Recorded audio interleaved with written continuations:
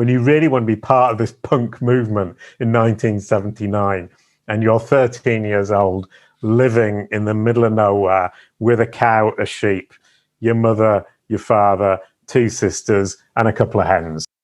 What did you take from that period of time?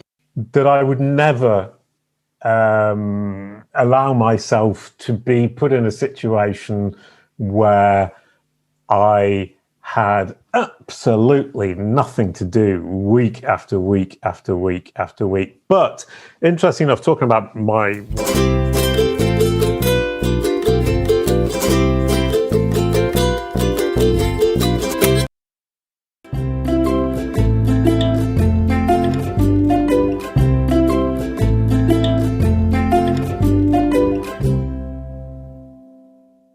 Then I met a friend. In fact, I met a guy who played the guitar, and he said, basically, we decided we would play music together, and I wanted to be a singer, and he was this guitar player.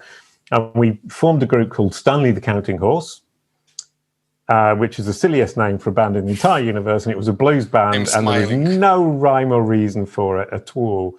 I think the reason we named the band like that was because we had an Irish friend from Northern Ireland called Peter Harper, who just kept going on about what a great name for a band it would be. And we just kind of thought, yeah, all right, we'll just accept that as a name, because at least then we don't have to argue about it anymore and there's no discussion. And oh, this is great. The drummer in the band, you've heard of the Sisters of Mercy? Of course. You've heard of their song called Alice, which was written by Ben Gunn, who was the guitar player. He was the drummer in our band. Oh, he went from the Sisters of Mercy to the world's worst blues band in Liverpool with me and my mate Dave. And so if you ever wonder what happened to Ben Gunn from the Sisters of Mercy after the Sisters of Mercy, he joined my blues band, which is nuts, as a drummer. And he was great. He was wonderful.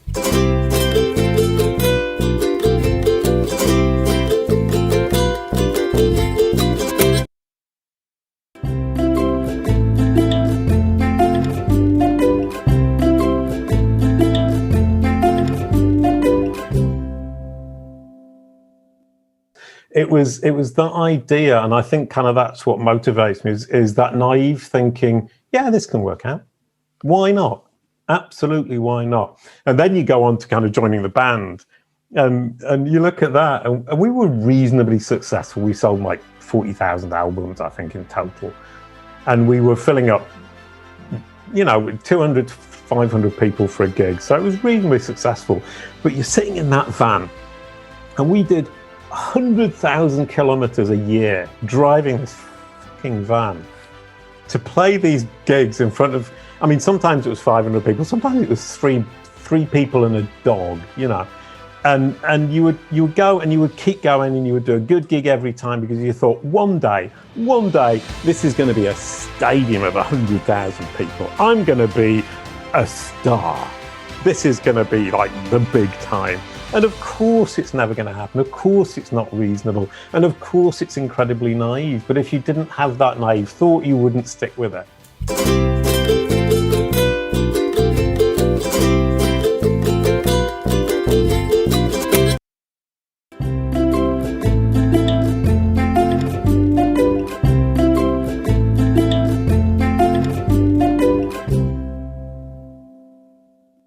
From there, with my ex-wife, we made the Boowa and Kwala cartoons, which are cartoons for kids, preschool kids, a blue dog and a yellow koala. And that was valuable educational content that kids and parents loved. And we were bringing positive things to the world with the content, with the cartoons, with the songs, with the activities. And I was convinced and I remain convinced that is amazingly good content, and I'm very, very, very proud of what we did. And I meet people today. I met a guy who interviewed me who said, well, actually, I listened to those songs because my kids listened to it 15, 20 years ago.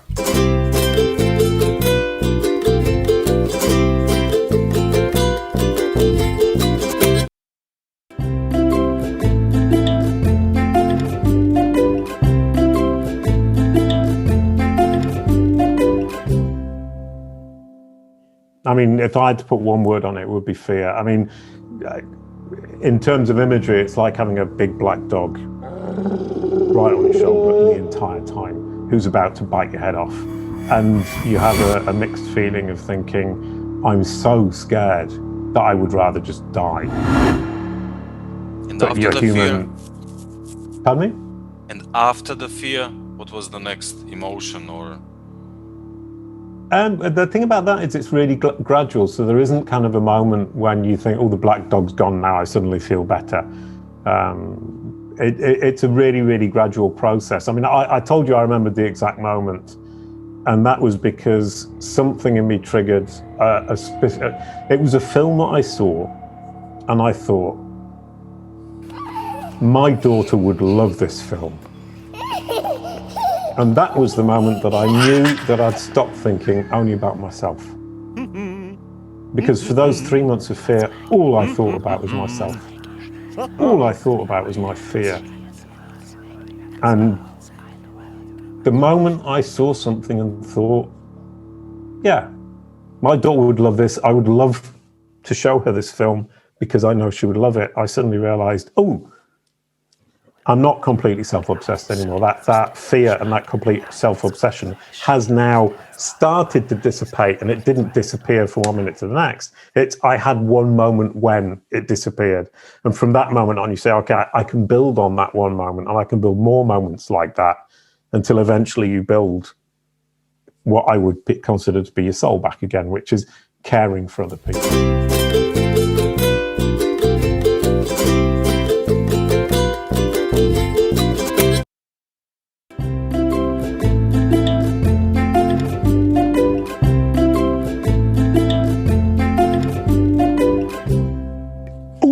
I want to see what happens when I do this. And I looked in and I found these peaks, and they're really obvious peaks when the knowledge graph just goes completely crazy.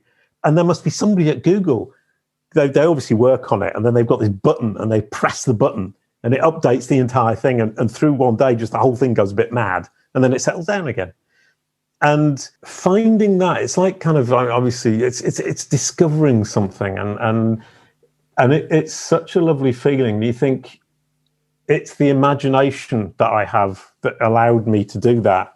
Because if I'd been purely pragmatic, I just would have seen the data as data, and I wouldn't have imagined A, what I could find, and B, what it meant when I did find it. Now, this is actually a really nice conversation, because I'm suddenly thinking, trying not to swear, but wow, I'm back. It's pragmatic with imagination and creativity all married together. And I've just spent literally 13 or 14 years just being pragmatic, and I'm so tired of it. So thank you.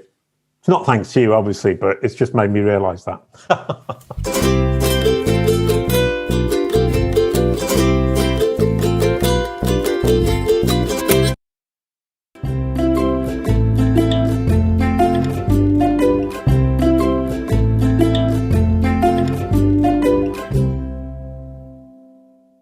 I'm Jason Barnard. I'm the Brand SERP Guy. I deal with what appears when somebody Googles your brand name or your personal name.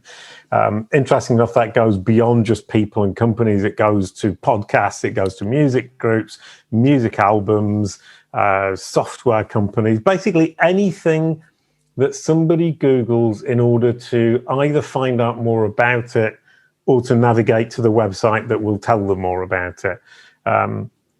And it's something I think within our industry that's fairly unique. I don't think anybody else, I haven't heard of anybody else in the industry who's actually looking at this in quite the detail that I am.